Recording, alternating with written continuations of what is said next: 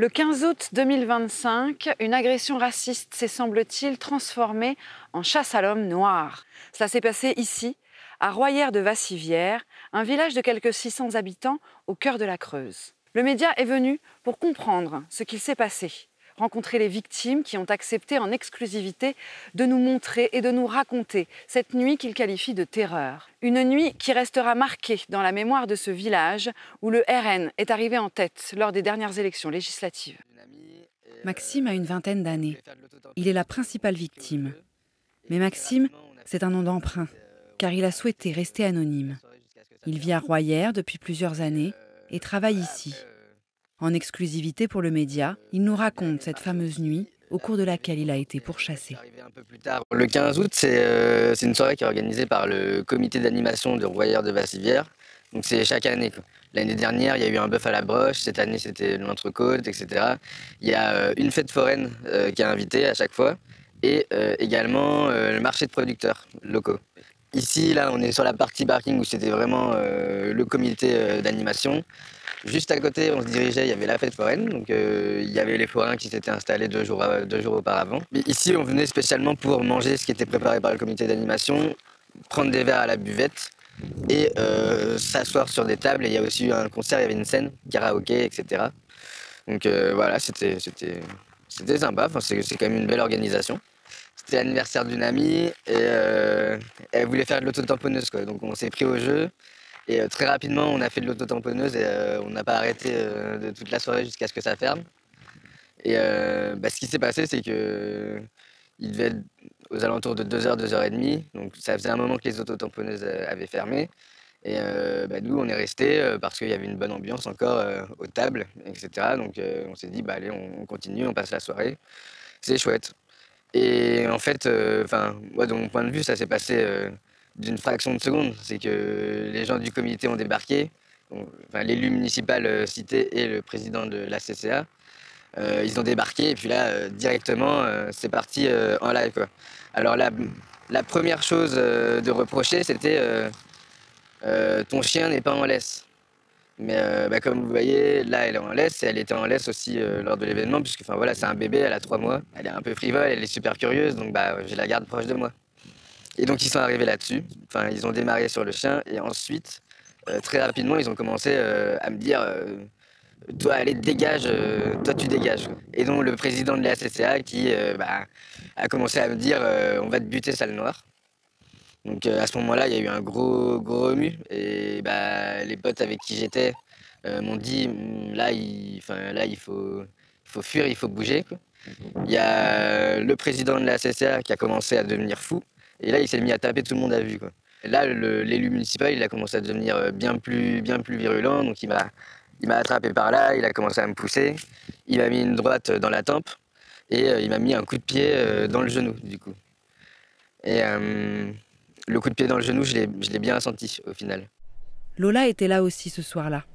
Elle témoigne avoir été frappée à 2 reprises, au point de perdre connaissance. Pendant la soirée du 15 août, je me trouvais aux alentours de 1 ou 2 heures du matin vers une buvette qui avait été installée pour la fête. Avec des amis, j'étais posée à côté de 2 potes en train de discuter. Et j'ai commencé à entendre des personnes se crier dessus et parler très méchamment. Du coup, je me suis levée pour aller voir ce qui se passait. Je me suis approchée de la personne qui criait très très fort sur tout le monde. Je lui ai demandé qu'est-ce qui se passait et de se calmer. Il s'est retourné vers moi, il m'a pris par le cou, il m'a étranglé, il m'a jeté au sol en m'étranglant et en m'étouffant. Je ne pouvais plus respirer. Ensuite, il s'est relevé et il m'a donné des coups de pied. J'ai eu très très mal, je me suis évanouie et j'arrivais plus à respirer depuis trop longtemps. Après, j'ai repris mes esprits quand un ami est venu vers moi et m'a demandé si je l'entendais de serrer sa main. J'ai mis du temps avant de réussir à faire un seul mouvement de main. Du coup, je me relève à l'aide de plusieurs amis qui m'aident à me relever. Et du coup, je suis choquée et il y a tout le monde qui fuit en courant pour essayer de fuir les coups. Et du coup, j'essaye d'avancer pour fuir aussi avec mes amis. Et là, je le vois, comme dans un jeu vidéo, arriver sur moi en courant à toute allure, là. En plus, c'est super grand, il fait peur, quoi. Et là, il me fout un énorme coup de poing dans le nez qui me projette au sol.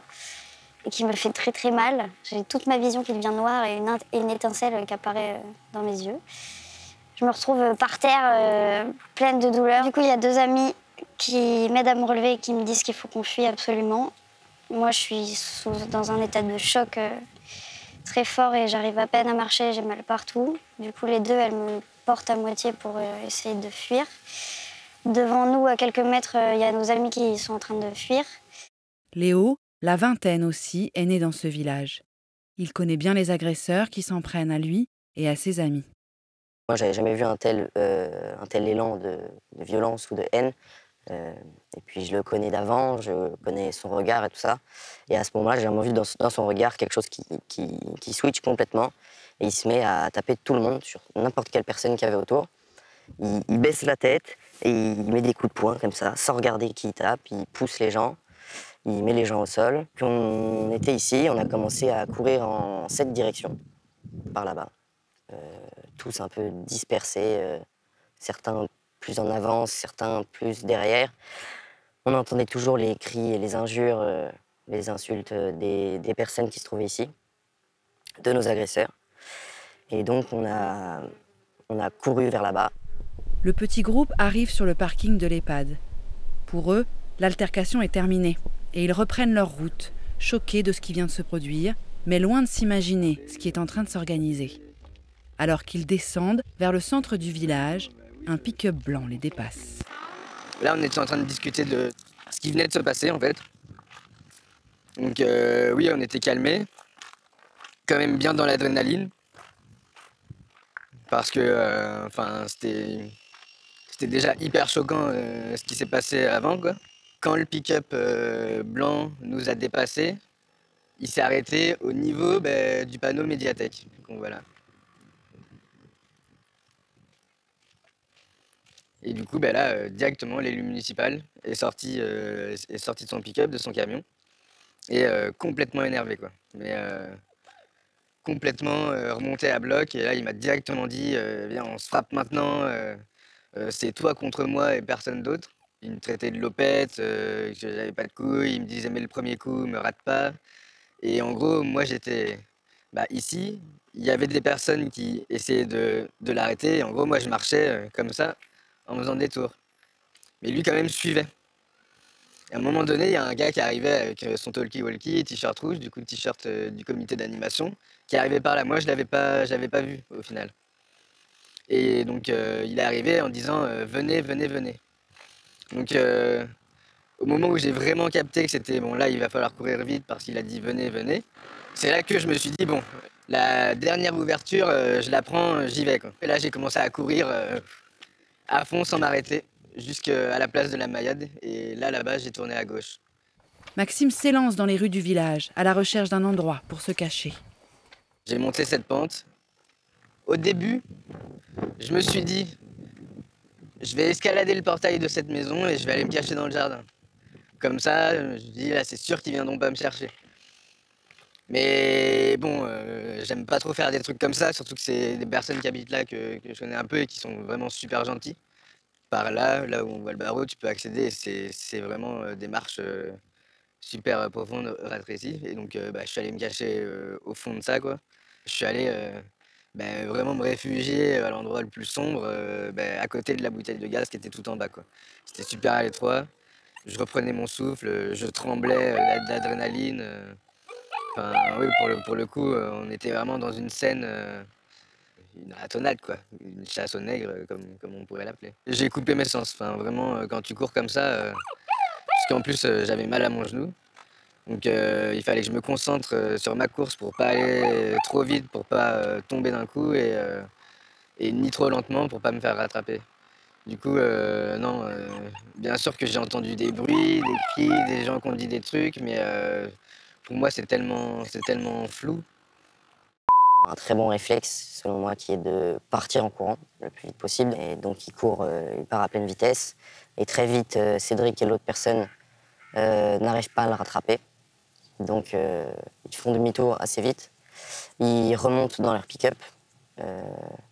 Nous, à ce moment-là, on était encore regroupés, mais on était arrivés au niveau de la place de la Mayade.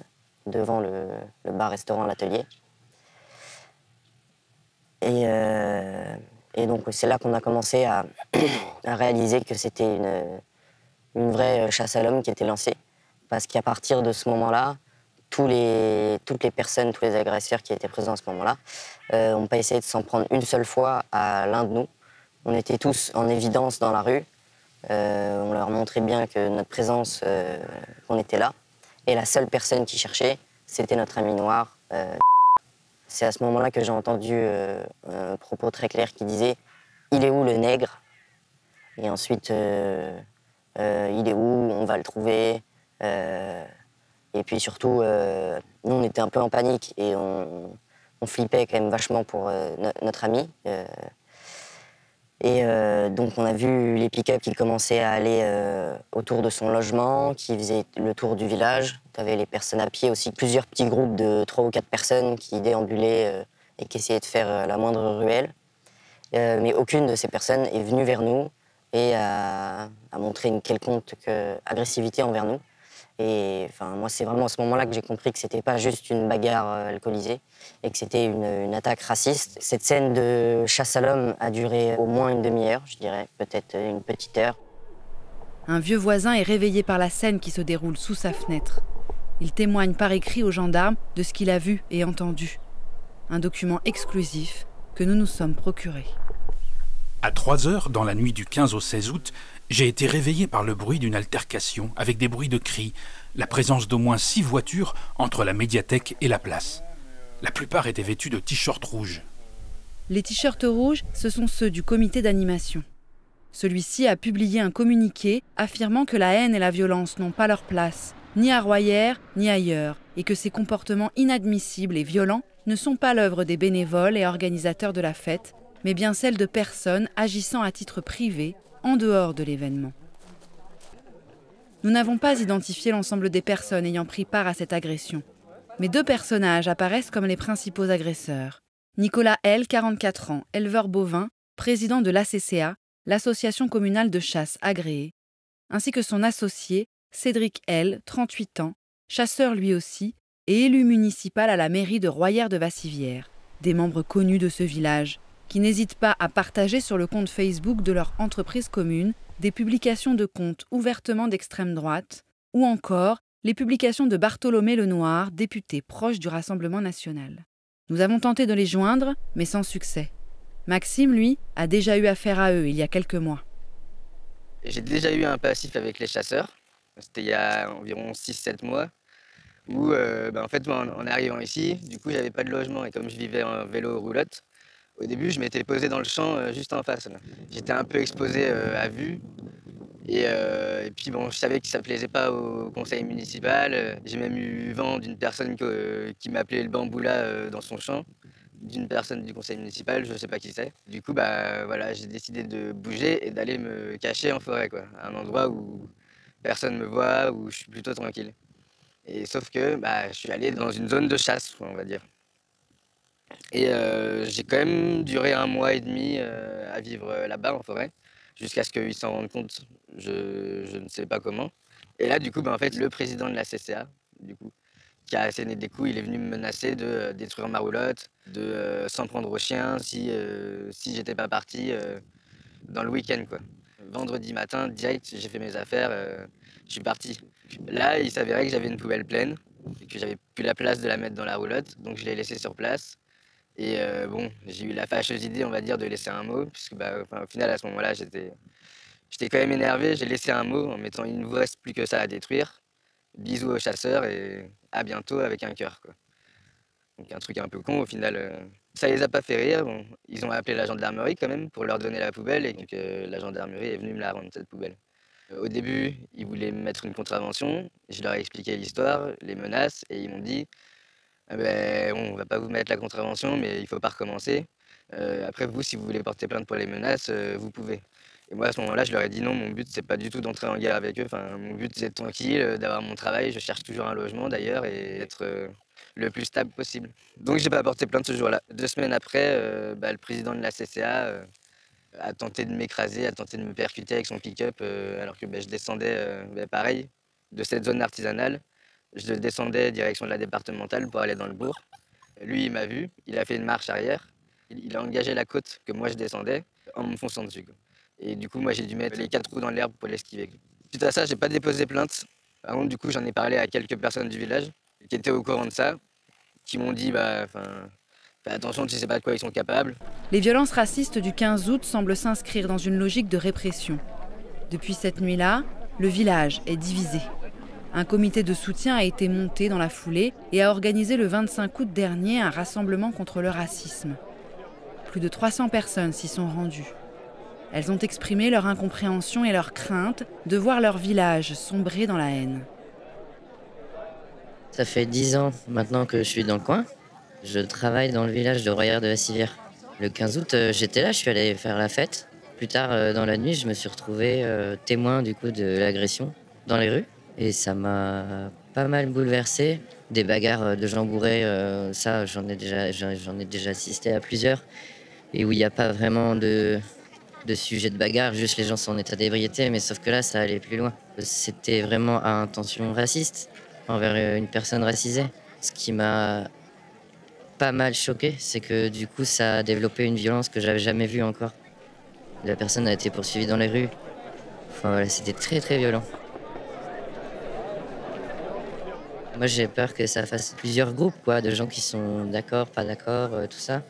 Je crois que j'espère aussi que le fait du rassemblement d'aujourd'hui, ça puisse aussi montrer à des personnes qui vivent ce truc-là que localement aussi il y a une réaction face à ce genre de choses et que les gens ne sont pas isolés s'ils se retrouvent confrontés à ça ou victimes. Et que c'est possible de s'organiser parce qu'il y a des réseaux de soutien et que pour pas que en fait, ces choses-là puissent encore exister aujourd'hui. Ce qui est le plus scandaleux, outre le fait que des personnes s'autorisent des propos racistes, c'est que ces propos sont des menaces d'une extrême violence. Voilà, ça c'est déjà un deuxième niveau. Mais quand ensuite les gens font appel à des amis pour venir en groupe et en voiture à la chasse, pour chasser, je ne sais pas, les jeunes, les gens à peau noire ou les gens qui leur résistent ou les gens qui ne sont pas d'accord avec eux. Moi, je ne sais pas ce qui a motivé cette chasse. Mais par contre, la chasse à l'homme, c'est un niveau de violence qui, là, est totalement inacceptable et qui aurait dû provoquer chez les élus de la ville une réaction de rejet forte et massive que je n'ai pas lue. Et ça, c'est extrêmement choquant. C'est plus choquant encore que les faits eux-mêmes. Je suis choquée par l'absence de réaction de la préfète et de la municipalité. Enfin, le communiqué de la municipalité de Royères est incroyable, parce qu'on dirait qu'il y a deux parties à égalité. Alors qu'il y a quand même des agresseurs et des victimes, et qu'on ne peut pas dire que les agresseurs et les victimes sont des parties à égalité. Le fait que le député de la Creuse soit proche de l'extrême droite, je pense, autorise des gens. Et qu'il faut que ces gens sentent que les pressions sont là, qu'elles existent, et que pour l'instant, on n'a pas encore modifié les lois. La loi interdit d'avoir des propos racistes en public, d'avoir des gestes racistes, d'avoir des actes racistes, et la loi interdit de faire justice soi-même et de pourchasser. Le maire du village, Raymond Rapteau, a effectivement communiqué sur la page Facebook de la mairie, évoquant des faits graves et invitant chacun à laisser la justice faire son travail, tout en appelant au dialogue et au respect mutuel. Pour l'ancienne députée LFI, Catherine Couturier, présente au rassemblement, cette agression s'inscrit dans la montée de l'extrême droite en France. On est ici sur un territoire, je dirais, où tout le monde se connaît, où tout le monde se côtoie.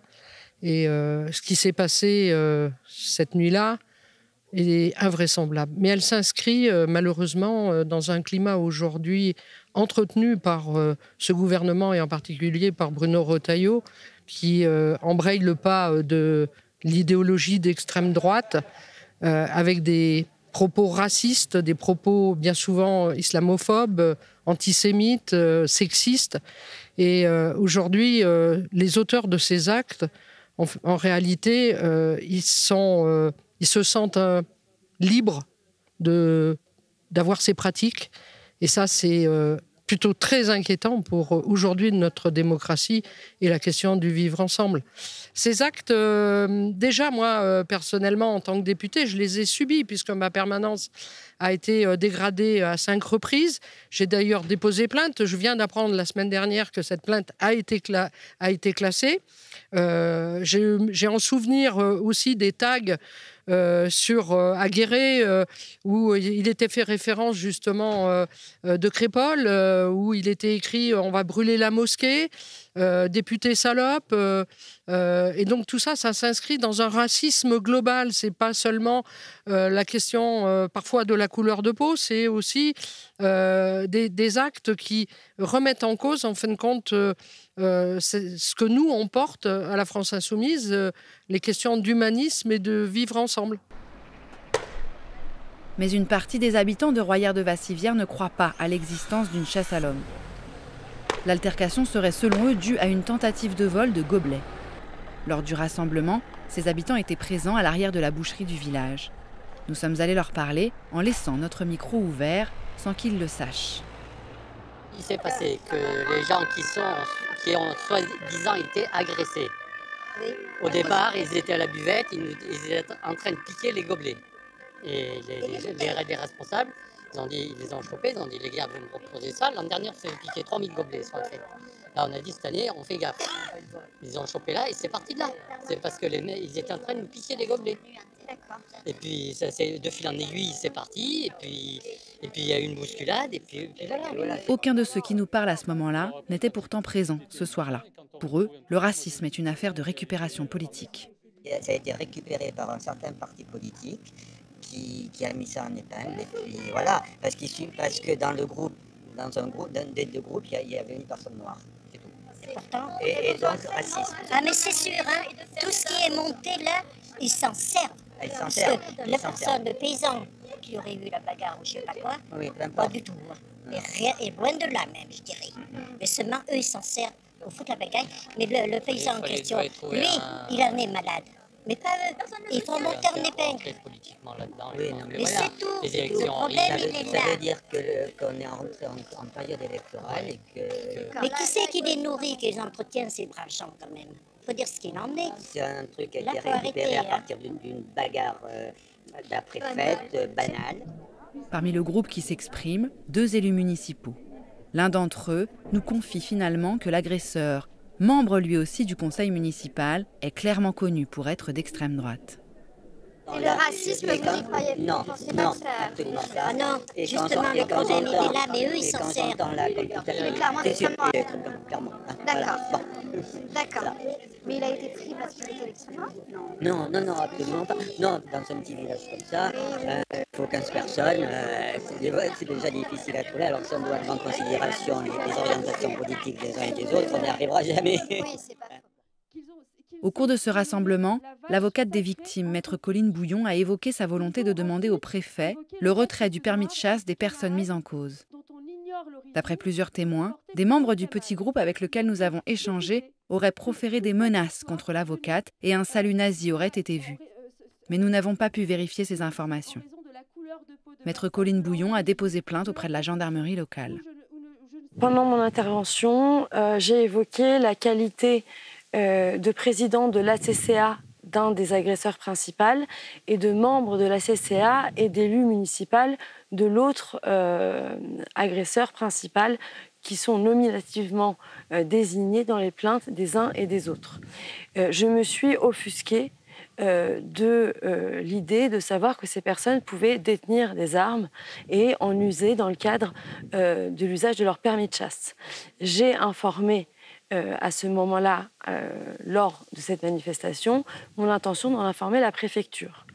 Il y a que des réactions ont commencé à à s'entendre. J'ai ensuite rappelé que ces faits étaient emblématiques de la montée de l'extrême droite et de ses pratiques en Creuse, mais également en France. Et les protestations continuaient d'une partie des personnes présentes lors du rassemblement. Suite à quoi, plusieurs personnes sont venues me voir pour m'informer que des propos avaient été tenus à mon égard, notamment des propos menaçants. L'une d'entre elles atteste avoir vu des saluts nazis qui auraient eu lieu pendant ma prise de parole, et aussi une phrase qui disait « La prochaine fois, je reviens avec un fusil ». J'ai déposé plainte parce que jamais je n'accepterai que dans l'exercice de mes fonctions, lors d'une prise de parole dans le cadre d'une affaire dont j'assure la défense de plusieurs personnes, notamment des victimes, eh bien, ils puissent m'être adressés des menaces de mort ou des menaces de toutes sortes qu'elles soient à caractère sexiste également, mais qu'elles portent atteinte à mon intégrité et au droit à la défense, bien entendu. Au total, 8 plaintes ont donc été déposées du côté des parties civiles. Celle de l'avocate, mais aussi celle de 5 victimes, déposées directement au procureur de la République de Guéret le 25 août au matin. 2 autres, plus tard, dont celle d'un élu municipal victime lui aussi des coups de son confrère. Du côté des mises en cause, une plainte pour diffamation aurait été déposée, sans que nous puissions le confirmer. Par ailleurs, beaucoup d'organismes et d'associations locales, telles que la LDH, la CIMAD, la CGT, les écolos, la France Insoumise, mais aussi des collectifs beaucoup plus locaux comme de soutien aux victimes, ont annoncé leur intention de se joindre à ce dépôt de plainte. Une chasse à l'homme à l'encontre d'une personne noire par le biais d'une multitude de personnes blanches qui s'organisent avec des talkie-walkie, qui traquent avec des pick-up à pied, membres du collectif de l'organisation de la soirée.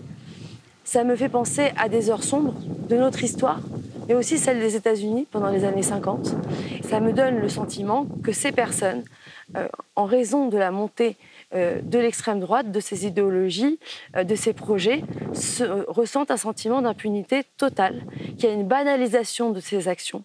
Et j'espère que cette histoire aura une incidence pas seulement en Creuse, mais dans toute la France. C'est une histoire qui a une dimension nationale et qui est représentative de la montée des idées d'extrême droite et des actions en lien avec les électeurs de l'extrême droite en France. Pour les victimes, ce n'est pas vraiment la lutte globale contre l'extrême droite la priorité, mais bien le vivre ensemble au quotidien dans leur village. J'ai vécu ici quasiment toute ma vie. Je travaille ici, maintenant j'ai une maison ici, la proximité avec nos agresseurs. Et les clans que ça a commencé à créer, ça a créé une tension immédiatement, mais qui a toujours été quand même assez présente à Royères-de-Vassivière, entre les néo-ruraux, les locaux, etc. Alors que même, par exemple, moi qui suis une personne locale, ça n'a pas empêché de subir ce genre d'agression. En tout cas, moi, une de mes peurs, c'est que ça crée encore plus une scission dans le village, parce qu'on voit beaucoup de personnes s'unir et se sentir touchées par notre cause, et donc nous soutenir. Mais on voit aussi que ça crée des clans et des divisions, alors que nous, c'est aucunement le but à la base de notre démarche. C'est pas de diviser Royères-de-Vassivière. Tout ce qu'on souhaiterait, c'est de pouvoir vivre ensemble en paix, même si on n'a pas les mêmes idéaux, les mêmes pensées, etc. On n'est pas obligé d'en arriver aux mains, en fait. On peut juste réussir à vivre ensemble. Et nous, ce serait notre seul objectif. Bien sûr, l'extrême droite a des modes d'action similaires, dans la peur, etc. Mais moi, pour le coup, vu que je me retrouve mêlé à cette histoire judiciaire maintenant pour une bonne partie de ma vie, j'avais pas forcément envie de me mettre dans une lutte contre l'extrême droite. Et du coup, je pense que, en tout cas, j'aimerais qu'à terme, le procès ne devienne pas celui de les gauchistes contre l'extrême droite, parce que pour le coup, là, c'est pas le cas. Moi, je suis pas arrivé là-bas en tant que gauchiste, je suis pas arrivé avec des idées politiques, je suis pas, enfin voilà, j'étais juste en train de faire la fête avec mes potes. Et c'est ça que j'aimerais mettre en avant. J'aimerais qu'en tout cas cette affaire soit pas menée par du politique et que on relate des faits, que les personnes soient jugées pour les faits qu'ils ont commis. Je pense pas avoir l'énergie non plus de lutter contre l'extrême droite. Dans un village comme Royères de Vassivière, où au final on est quand même beaucoup de néo-ruraux, vous pourrez interroger toutes les personnes présentes dans le village qui sont considérées comme néo-rurales. Tout le monde vous dira, oui, moi tant que, enfin, ça fait 15 ans que je suis là, je suis toujours pas accepté par ces gens-là, ou ça fait 20 ans, ou ça fait même 4 ans en fait. En 4 ans, t'as le temps de, je sais pas, d'ouvrir ton commerce, de faire des trucs, de rejoindre une association, enfin voilà, t'as le temps de faire plein de choses, quoi. Et bien sûr que les néo-ruraux, ils arrivent souvent avec des idées qui sont pas conservatrices, qui sont progressistes, ce qui est tant mieux d'ailleurs. Donc oui, forcément, ça plaît pas aux gens qui sont ancrés dans le cru, qui n'ont jamais vu trop autre chose que leur territoire, qui surtout, en fait, ont des grosses familles, ont déjà de l'héritage dans le coin, ont déjà des terres,